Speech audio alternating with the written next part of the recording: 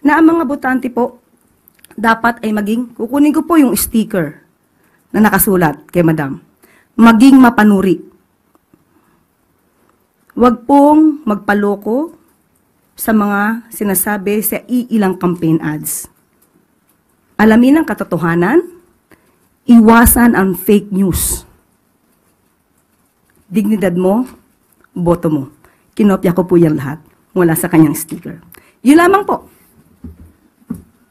May reaksyon ho ba ang Pangulo? This coming from the second highest official of the land, supported by his own sister. Patungkol po dyan, patungkol po sa campaign na issues, maganda pong mas tanong na lang natin ang campaign manager.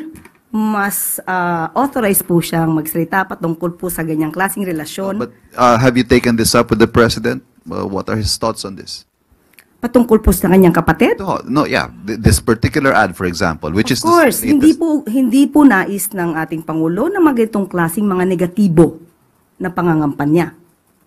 Lalong-lalo na po kung ito ay fake news. So, noon pa naman po, sinabi na ng ating Pangulo na labanan natin ang mga fake news.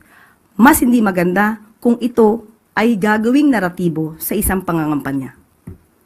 Okay?